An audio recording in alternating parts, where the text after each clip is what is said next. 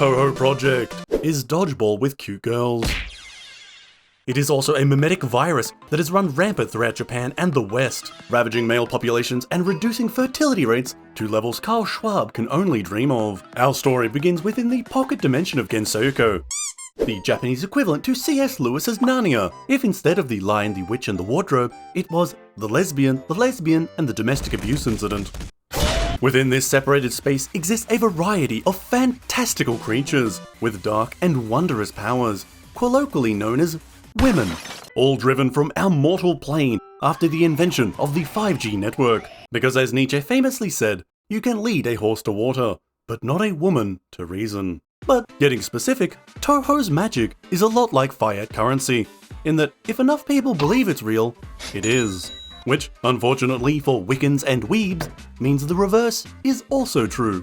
With the invention of proper hygiene and the lamp, fear of the unknown and belief in the mystical began eroding, with people starting to question the validity of a virgin sacrifice to survive the winter, when they could just eat her instead. So, facing significant rain shaman job losses and inevitable annihilation at the hands of a scientific world bled of magical nutrients, a pact between two unlikely allies was made, the humans of the Hakurei Shrine and the eternally 17 Gap Yokai Yukari. Grandma! Together, they formed Gensokyo, a sanctuary where all kinds of magical practitioners, monsters, demons, and gods could escape the decadence of a world that knows to wash their hands. And finally, you play as the militarized arm of this authoritarian state. So, just Reimu, the premier shrine maiden for armpit fetishists, and Gensokyo's sole provider of police brutality, since the shrine cannot afford more than one bonking stuff. But play is the operant word, as Touhou began as a series of mostly bullet hell games made by one alcoholic man since 1996. Zun is the creative god of Touhou, an obsessive enjoyer of Japanese mythology whose bloodstream consists entirely of Kirin Lager. Art, coding, story, and music. It's all him. Unlike corporate IPs, where the managing director changes whenever a new nepo baby spawns in the lobby, Touhou, as the product of one man's extended hangovers, is extremely consistent, resulting in a rabidly loyal fanbase maintained now for over a quarter century.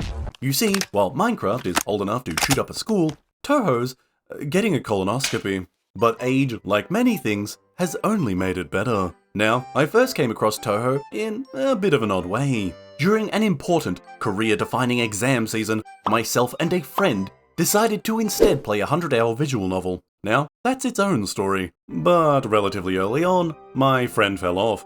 And, indignant at the idea that spending 100 hours staring at this mentally deficient potato PNG wasn't doing it for him, asked why.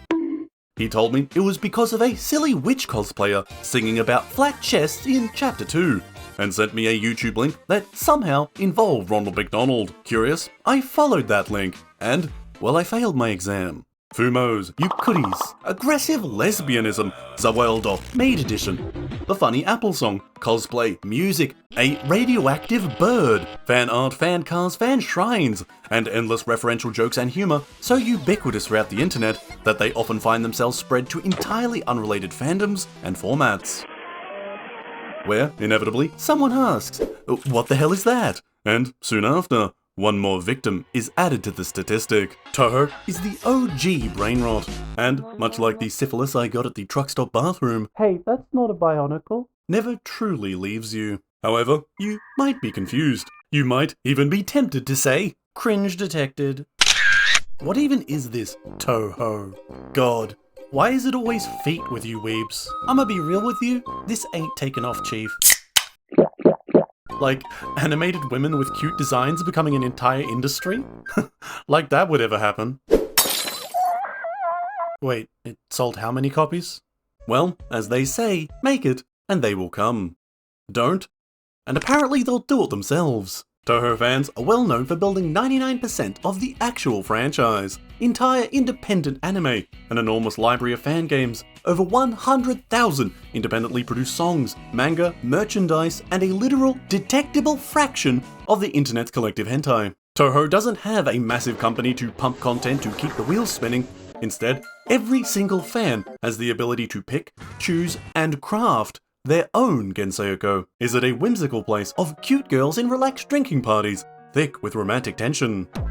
Or a barely contained powder keg of otherworldly abominations, driven by predatory instinct and held together by threadbare sanity. While the original canon is always respected, it can bend and flex one way or another, and neither is actively wrong. The Touhou fandom doesn't scorn creative interpretation, unlike others, but instead embraces them as part of the collage. The sweet, the beautiful, the tragic, and the mad.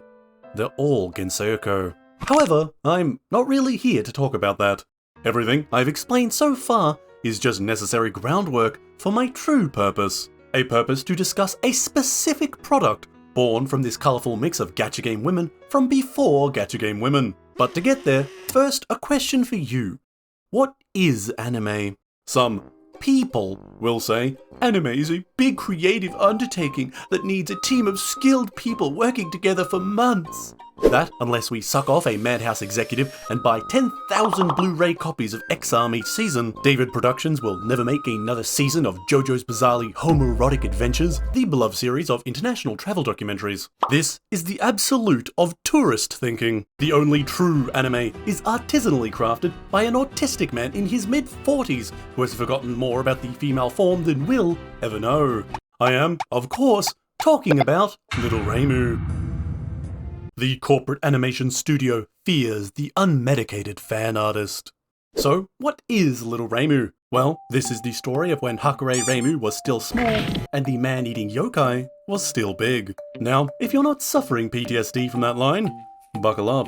Little Reimu, or Osana Reimu, is a prequel set several years before the game's main timeline, where the protagonist Reimu has yet to develop chronic alcohol dependence. Instead, she's living with her really weird mother, an overpowered shrine maiden, or Miko, who fears no copyright lawyer, and a yokai, which, for belated reference, is basically a Japanese folk monster, called Rumia, whose daily tasks involve trying to fit into cardboard boxes and catching bugs at the whims of a child.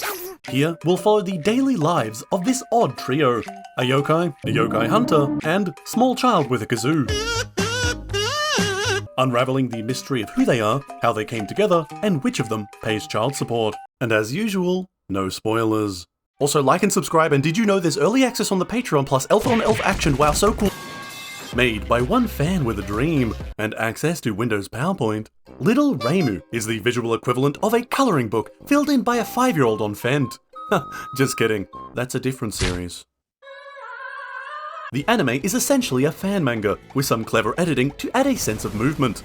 A coloured pencil core creation, rendered in crisp 360p, and first uploaded to Nico Nico Doga in 2011, though Little Reimu wouldn't hit the second tower until 2012. Now, let's be frank, visually, you've seen better. And to watch this, you'll need to accept it for what it is. A solo passion project, and not a corporate investment in Blu-ray sales.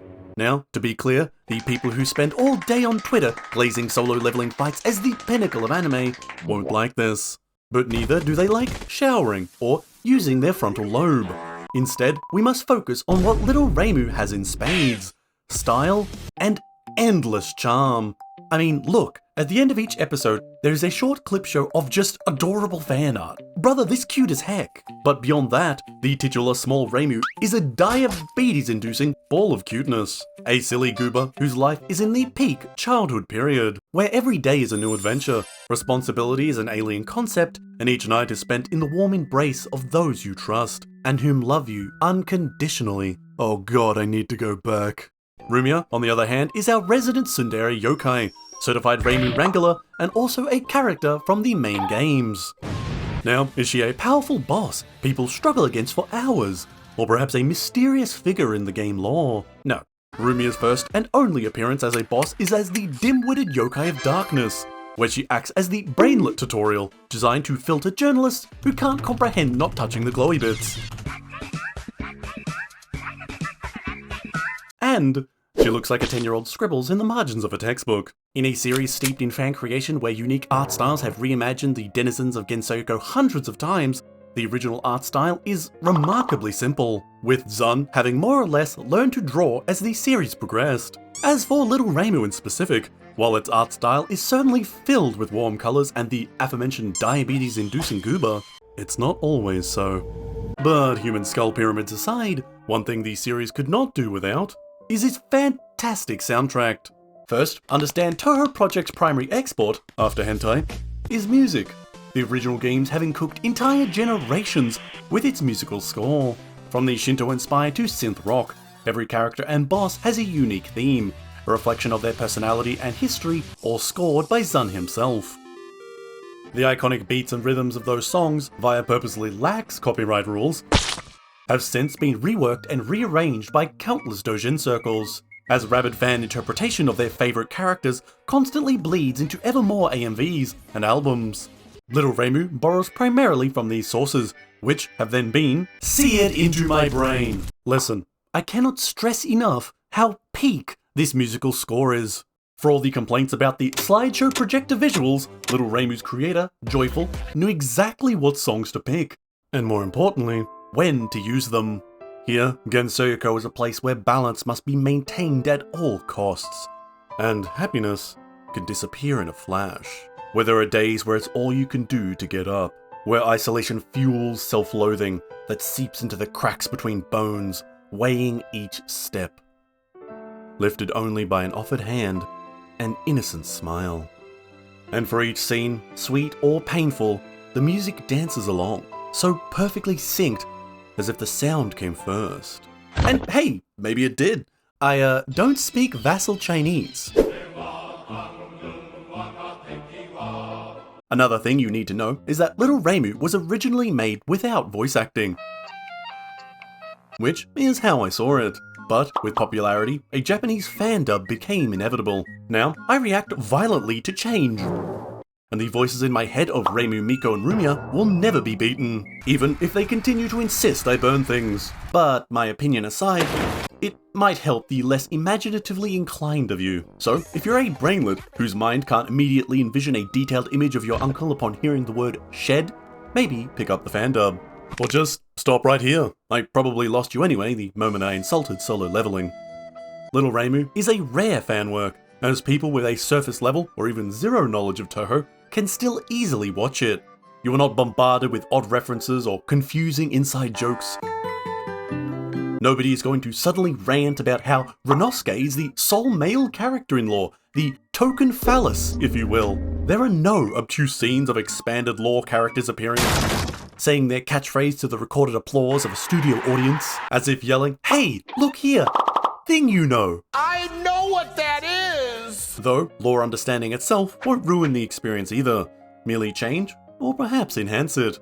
It is for this reason Little Reimu is considered a gateway drug to Touhou at large, and is often in the first salvo a veteran fan will DM you on Discord, along with a picture of his micropenis. Now, Rumia is the proverbial straight man of the main trio, which, I know, straight? In Touhou?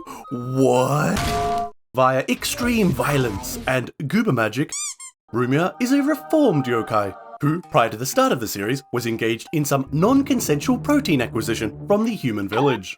Miko, as the Hakurei Shrine Maiden whose job is bonking such gluttons, showed up when Rumia's nascent protein-shake business started to get out of hand. No.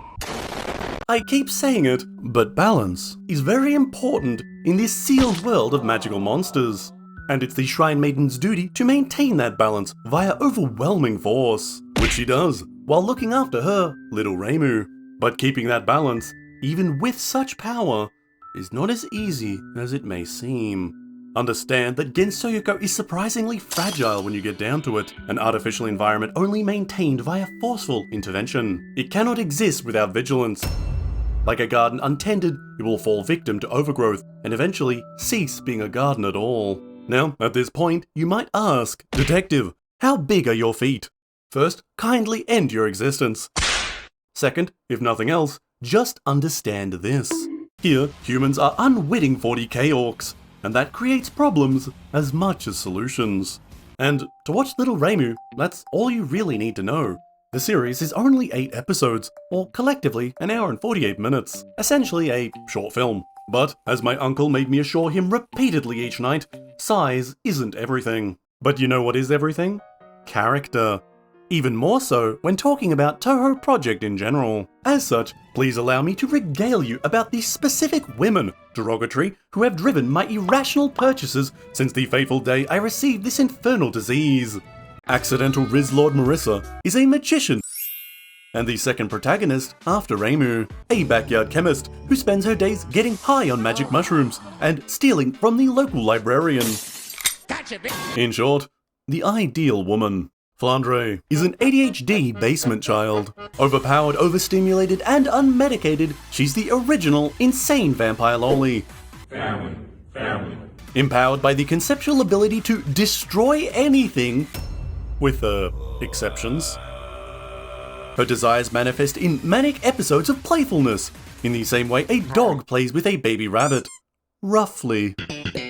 Moko is a daddy's girl who got so angry when a moon princess turned down her father's kind offer for regularly scheduled coitus, she decided to become an unaging immortal and spend her days murdering said princess in daily blood sports. What a girl. Momoji is a dog. Koishi is what happens when you give yourself brain damage to fit in. And finally, Yukari is a hagmaxer and primary creator of Gensokyo. Her only real friends are her servant, whom she made of paper, and that servant's servant, also made of paper. When she's not taking a nana nap, she's manipulating everything from behind the scenes like a lusty-voiced supervillain. Only her real goal is to make it so people finally come and visit her at the old folks' home. And, as mentioned, still would. But that's just my interpretation of them. My Gensokyo. As with the fanworks, each character bends somewhat to how you ideally envision them, and is part of the reason the series is so popular. Where else can an anime girl suffering maniac like myself, and a slice of life obsessive who can't handle their waifu getting more than a paper cut, rant together for hours about the same character? But let us return to Little Reimu, and thus the final question. Do I suggest you boot up Windows PowerPoint and cross the Great Hakurei barrier? Go for it. Take a break from mindlessly consuming Shinzo Abe's seasonal romance psyop and give this psyop a chance. Eat tree salad. And it's entirely free. There is literally nothing stopping you, so cease gooning to Gacha Girls and start gooning to Crayon Core. Okay, that didn't come out right. Let's just cut this bit. In many ways, Touhou is a vast skeleton to which stories are attached, grow, and blossom. Little Reimu being the cream of that crop, with no hard entry requirement beyond a YouTube link. However, if a Touhou fan comes up and tells you, play the games first, they're a liar. Nobody plays the games. They just quote the story from wiki articles and nervously hope no one notices. Yare yare Reimu-san, mata shoumonai mono kitte shimaimashita. Little Reimu is an excellent story, yet I cannot convince everyone. Some people are sadly very stupid, which unfortunately is not considered a federal crime. Many will scoff at this recommendation, and most will just ignore it. And I can't blame them. It is just fanfiction, subculture within a subculture. Low quality, low aspect ratio, a PowerPoint presentation with crayons, and more than rough around the edges. Its errors are not smoothed over in post. It has no industry voice actors, marketing executives, investors, or publishing companies to support it. Little Reimu is not polished, not perfected by an animation team, not produced by Netflix, not screened by committee. And yet, this is the story of outcasts, those whose lives have been twisted and knotted by an indifferent world. A story of isolation, kindness, necessity, and family. Rumia is a yokai unable to escape the weight of her own existence. Miko, a shrine maiden who shoulders all, as when duty demands steel, steel is what you must become.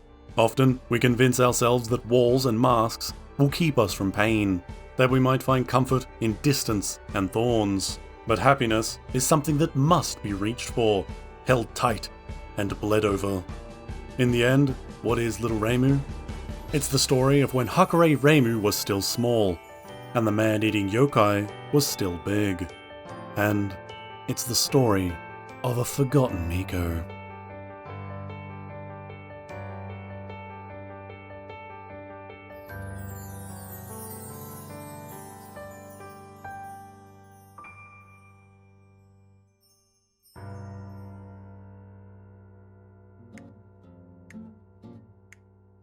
Sometimes I'll have to make a trending video for the ever-hungry algorithm, But this one's for me.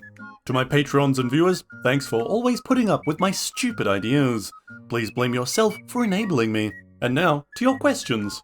Is a man not entitled to the sweat of an anime girl? Of course he is. Japan offers many services and liquids for a price. What anime would you recommend to someone's parents? Cowboy Bebop for dad, and Howl's Moving Castle for mum. Generally anyway.